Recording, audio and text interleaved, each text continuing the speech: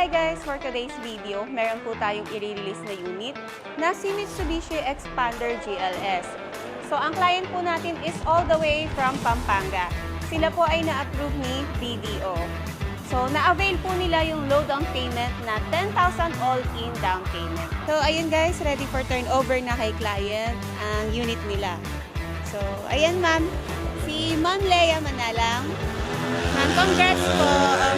Ayan ma'am. Bali, hingan ko lang po kayo ng short feedback ma'am. Ano pong masasabi niyo sa naging transaction natin?